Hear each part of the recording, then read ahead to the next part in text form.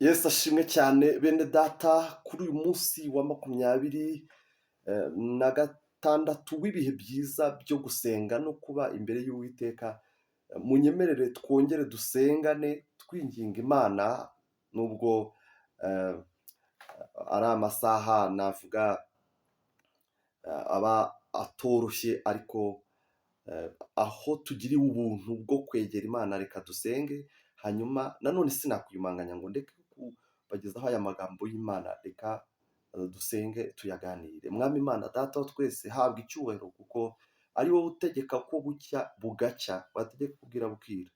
Uko bukeye rero uko bwije utwemerere kugira ngo dusangire ijambo ryawe, kandi umwuka wera tuyobore ubwenge bwose bwose bwose bwo kumenya ibyo ushaka. Nyemerera ukuboko kwawe kwiza k'uburyo kubane natwe mu izina rya Yesu, amen. Dusome ijambo riri hano mu butumwa bw'isuko bwanditswe na Matayo, ibice 2 umurongo wa 13 turasoreza ku murongo wa 18. Reka dusome mu izina rya Yesu. Bamaze kugenda, marayika w'umwami Imana araza abonekera Yosefu mu nzozi ati, byuka ujyane umwana na nyina uhungire muri Egiputa ugumeyo ugeze aho nzakubwirira, kuko Herode agenza umwana ngo amwice. Nawe aherako arabyuka ajyana umwana na nyina nijoro ajya muri Egiputa agumayo, ageza ubwo Herode amaze gutanga ngo ibyo umwami Imana yavugiye mu kanwa k'umuhanuzi bisohore ngo, nahamagaye umwana wanjye ngo ave muri Egiputa.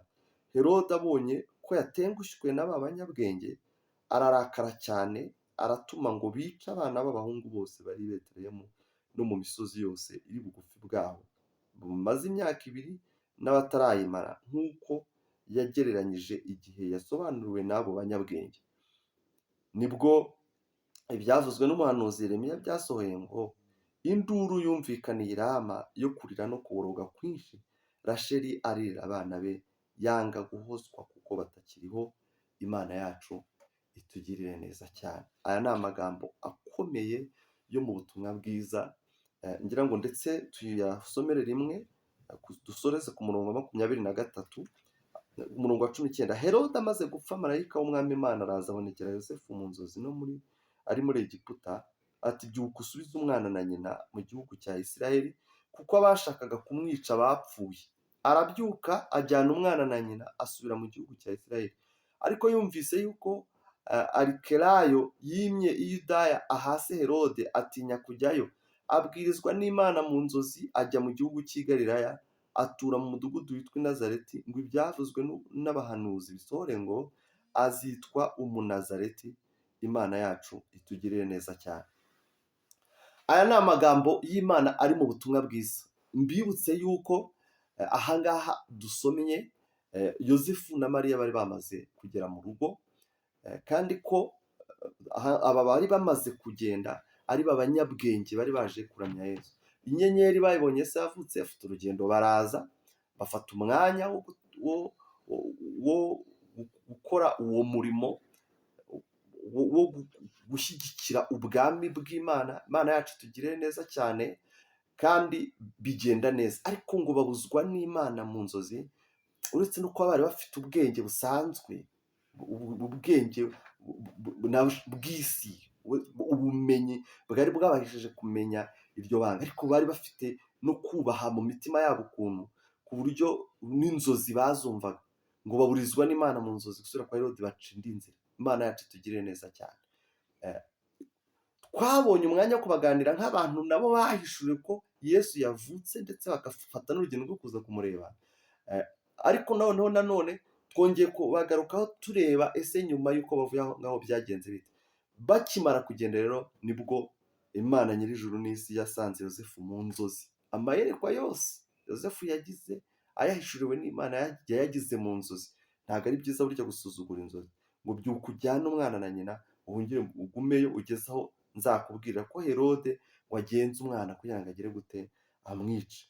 Ngo nuko nawe aherako arabyuka ajyana umwana muri Egiputa ngo agumayo, ngo kugeza ubwo Herode amaze gutanga ngo iby'umwami avugiye mu kanwa k'umuhanuzi ngo bisohore ngo, nahamagaye umwana wanjye ngo ave muri Egiputa. Ngo uko rero uko byagenze, ku murongo wa 16, ngo Herode ngo abonye ko ba banyabwenge nta kintu bamumariye, rya banga yababwiye ati muze kumbwira nanjye nze kumuramya nta kintu byatanze, ngo ahita yigira inama aravuga ati nkurikije igihe baziye ngakurikiza n'igihe bavuga ko baboneye inyenyeri ntazi, bashobora kuba bari baranayibonye na mbere no mu gihe Yesu bamutwitaga, bigaragara yuko abanyabwenge bashobora kuba inyenyeri bari barayibonye bayikemanga bayikemanga bayikemanga bayigaho kugeza igihe bafatiye icyemezo cyo kujya i Yerusalemu, ngo agereranye icyo gihe bamubwiriye baboneye inyenyeri, aragereranya aravuga ati ibyo ari byo byose uyu mwana niba yaravutse ntaruzuza imyaka ibiri, niko gufata icyemezo aba atangiye kwica abana cyangwa se gukora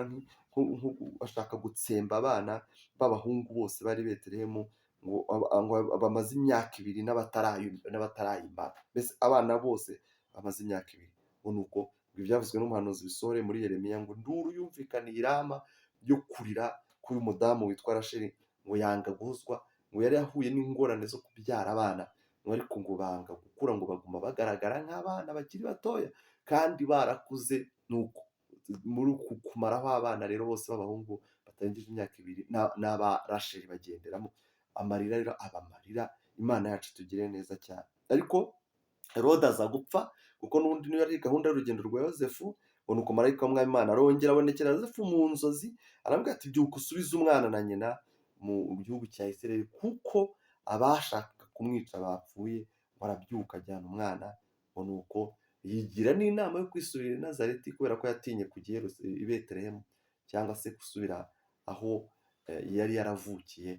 Aravuga ati marayika w'umwami Imana rero arongera amubonekera mu nzozi, ahita yigira i Galilaya ngo kugira ngo umwana nahakurira natangira gukora imirimo bavuga ati ni wa wundi w'i Galilaya, ngo azitwa umunazareti, azitwa uw'i Nazareti. Kandi mu by'ukuri uyu mudugudu bawugiyemo bavuye muri Egiputa bahungutse, baba ariho bajya gutura.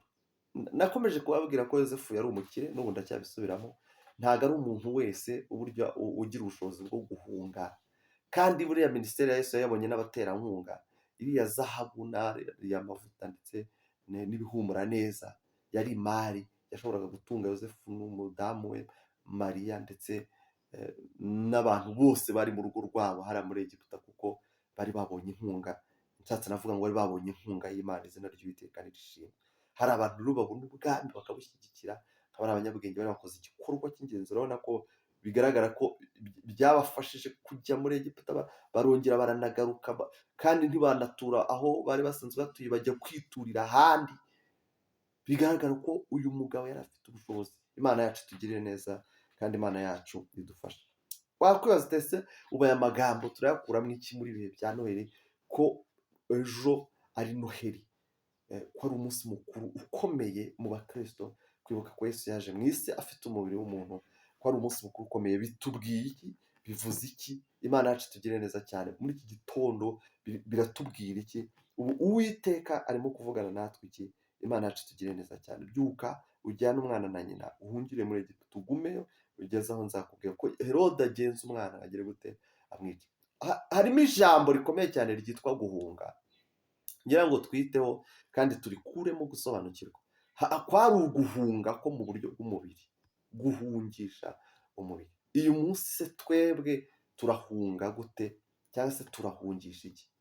Dushobora guhungisha yaba umubiri, dushobora guhunga yaba guhungisha ibitekerezo byacu n'ubwenge bwacu. Hari ibintu byinshi twahunga. Mu minsi yashize twarebaga ukuntu ingunzu zifite imyobo n'inyoni zikaba zifite ibyari. Twarebaga ibintu bimeze nk'ingunzu byuzuye mu mitima yacu, bituma umwami Yesu atabona umwanya. Imana yacu itugire neza cyane. Uyu munsi ni gushaka kukongeramo ngo hunga, kuko hari ibishaka kwica umwana.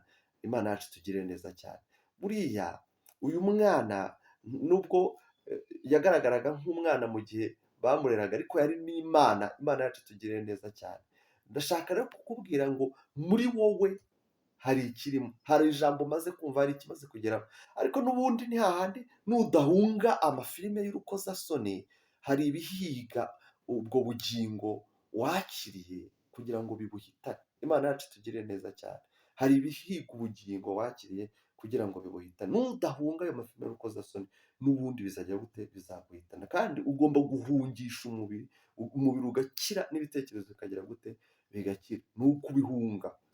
kubyibuza biragoye, ariko fata icyemezo ubihunge. Imana yacu itugirire neza cyane. Isomo ririmo ni uguhunga. Ubwo nguhaye urugero rumwe rw'ibintu wahunga kandi ugahungisha umubiri wawe, nk'uko Yosefu yahunze na Mariya bagahungisha umwana, bakamuhungishiriza muri Egiputa. Nawe nakugira inama yo guhungisha umubiri wawe, guhungisha ibitekerezo byawe, guhunga abakoshya ingeso mbi, guhunga ikigare cy'abanyarumogi byo kuvuga ngo wowe ntabwo uzarunywa, ni ukwibeshya. Wenda mbonereho no kubwira abasore n'abakobwa baje mu biruhuko, kubabwira ngo nimuhunge.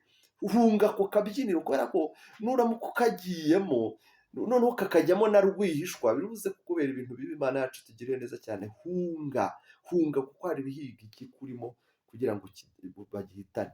Hari abahunga icyo ufite, ariko hari abahiga icyo ufite kugira ngo bagihitane. Imana yacu itugirire neza cyane. Herode ari guhiga umwana kugira ngo amuhitane, ndetse amuhetanane na nyina, ariko Uwiteka Imana nyir'ijuru ari kubwira ngo hungisha umwana, hungisha icyo ufite kugira ngo isi itagira gute, itagihitana. Kandi Yosefu yarumviye, ahita abyuka, ahita agenda, ahita ahunga, kugeza igihe Herode yagize gute, yapfiriye. Nibwo rero nanone ijwi ryagarutse. Reba ubwire ngo ijwi nanone rirongera rikagaruka, riravuga ngo Herode amaze gupfa, ngo marayika w'Umwami Imana ngo araza, ngo abonekera Yosefu mu nzozi ari muri Egiputa, ati byuka usubize umwana na nyina muri Isirayeli, kuko abashakaga kumwica bagize gute, bapfuye. Habaho igihe rero cyo guhunga. Imana yacu itugire neza cyane. Habaho igihe cyo guhunga ahantu mu gihe umutekano waho ari muke. Habaho igihe cyo guhunga mu gihe hari ingorane runaka urimo kubona ahantu. Niba ari ibiganiro runaka bihari bitangiye, ushobora kubyima amaso ugahunga.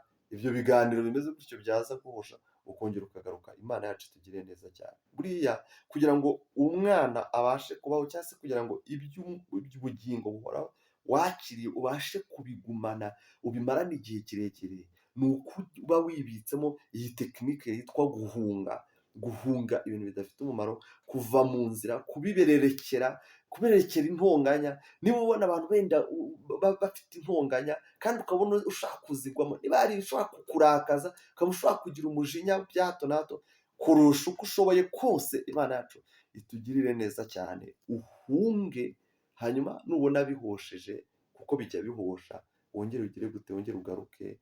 Ushobora guhunga filime igezemo, ukigera mu cyumba cyawe ugafata Bibiliya ukayisoma. Niba ubona iyo filime igezemo ishobora kugira ibyiza guhungabanya ku mwana, yarangira bakabona kuza kugaruka, ukareba amakuru, ukareba ibiri gukorerwa ku isi hirya no hino, ariko ugira ako kantu k'agatekinike kumenya ngo umwana, ubugingo nakiriye buri mu ngorane, reka mbuhungije, hanyuma nzi kuza kongera kugaruka. Ushobora guhunga ibiganiro, ushobora guhunga ikigare, cyamara kuva mu bibi ukongera ukagaruka, mugasubirana nacyo mugiye gusenga, kuko aho ngaho nta byago bihari. Hanyuma byaba birangiye mugahurira mu byiza. Ntabwo ari ngombwa ngo aho bagiye hose ngo nuko ari inshuti zawe mujyane. Ushobora kubona ibyo bagiyemo bidahura n'ibyo ukunda kubamo, ugahunga. Ndikubwira cyane cyane ukiri muto, kandi iyo waba uri mukuru ushobora guhunga akabari wajyaga unyweramo, ugahunga itsinda rirara mu kabari rikageza saa 10, rikica n'amabwiriza yo kwirinda COVID-19 muri iki gihe, cyangwa se ugahunga itsinda rikujyana muri izo ngeso, cyangwa muri iyo mitekerereze no mu mibereho, ukarihunga.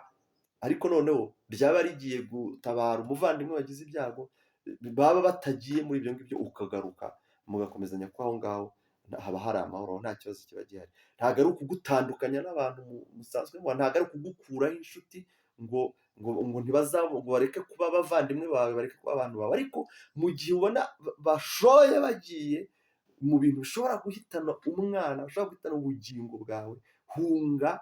Hanyuma icyo kibazo nikimara gukemuka, bagarutse mu buzima busanzwe, bagarutse mu masomo, niba uri umunyeshuri, bagarutse ibyabashora bikahitana ubugingo biba bivuyeho, garuka. Imana yacu itugirire neza cyane. Ndashaka kuvuga isomo hano rikomeye cyane ryitwa guhungisha umwana. Imana yacu itugirire neza cyane, ryitwa kugaruka mu gihe noneho ibyari kumuhitana bitagihari. Imana yacu itugire neza. Ntabwo ushobora kuzatindana agakiza, ntabwo ushobora kuzatindana ubugingo udakoresheje iyi tekinike yo kujya uhunga bya hato na hato, kujya uhunga bya hato na hato ukongera ukagaruka. Kuko dukizwa turi mu isi, dukizwa turi mu miryango, dukizwa turi mu miryango irimo imyitwarire runaka itandukanye n'inzira twahisemo gukurikira, kandi bikemera bigakunda. Imana yaduhamagaye muri za 1995 turakizwa, ariko twabona ikiganiro gitangiye kuzamo rwaserera iki, twabona amakarita abaye amakarita, haje ya mikino, umwe avuga ati ndakurongoye, undi ati ibi n'ibi n'ibi, ukabona ibyo bintu ntabwo ari ibyawe, ugahunga ukifura ukigira ku ruhande, ukajya mu kindi cyumba ugafata bibiri ugasoma, ibyo byarangira bahagaruka mu biganiro bisanzwe nawe ukagaruka. Imana yacu tugire neza, ariko ugahungisha umwana, ugahungisha icyo wakiriye kugira ngo kitaza muri iyi minsi y'abantu benshi ntibabasha kugumana iby'ubugingo kubera iki? Ntabwo bazi guhunga, ntabwo bumvira ijwi ry'umwuka bavuga ati ibi bintu urimo urabona bihuye n'iby'ubugingo urimo. Imana yacu tugire neza. Izina ry'Imana riri gutukwa mu batayubaha cyane kubera kutamenya ino tekinike yitwa guhunga. Ndakwigisha guhunga kugira ngo umwana adapfa, hanyuma ibyo wari kumuhitana niba bitagihari ubone kugaruka. Imana iguhe umugisha. Dusenge mu izina rya Yesu. Twizere Uwiteka Imana nyir'ijuru ko izabana natwe ikadufasha, abantu muri 2022 ntibongere kugwa ngo bahirime nk'aho batigeze bamenya ijambo ry'Imana. Mwami Imana Data twese uhoraho, wahabwa icyubahiro ku bw'ubuntu bwawe, wahabwa icyubahiro ku bw'ijambo ryawe. Turi kukwinginga muri ibi bihe kugira ngo wemere kubana natwe. Turi kwigira ku batubanjirije, turi kwigira kuri Yosefu na Mariya, turi kubigiraho kukumvira inzozi, turi kubigiraho kuguhunga, kuguhungisha umwana, kukumvira bagahunga kugeza igihe cyategetswe, kukumvira bakagaruka. Ibyo byose turi kubyigiraho ko dukwiye guhungisha iby'ubugingo twakiriye, tugahunga ikigare, tugahunga ikigare kirimo ubusinzi, tugahunga ikigare kirimo itabi, tugahunga ikigare kirimo ibiyobyabwenge, tugahunga. Mwami ndakwinginze kugira ngo ubutumwa buzagera, abasore n'abakobwa bazabyumva bazahunge, bahungishe imibiri yabo, bahungishe ubugingo bwabo kugira ngo budapfa, kugira ngo butagwa mu mutego, kugira ngo butagwa mu bushya.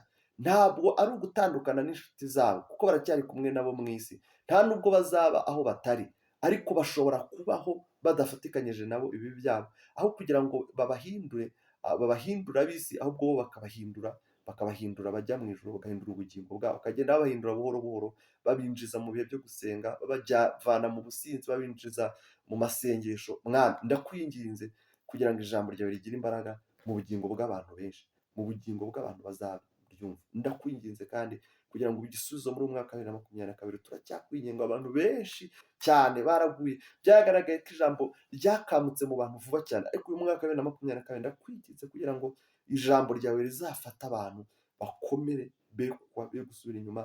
Nibyo kuko bashobora kuzahura n'ibihe bikomeye cyangwa se binateye ubwoba, ariko uko ibihe bizaba bimeze kose ndakwinginze kugira ngo abantu bazagume mu buntu bwawe. Muri mwaka wa 2022 dusengera itorero kugira ngo abantu bazakomerere mu buntu bwawe, habeho itandukaniro hagati y'abakumenye n'abatarakumenye, mu izina rya Yesu Kristo umwami wacu, amen. Imana itugire neza, dukomeje kuba imbere y'Uwiteka, kandi ibi bihe tuzabikomeza twinginga Imana isumba byose iri mu ijuru kugira ngo ikomeze kubana natwe twese. Uwiteka nabaha umugisha, bahire. Mwari kumwe na Evangeliste Kabenga.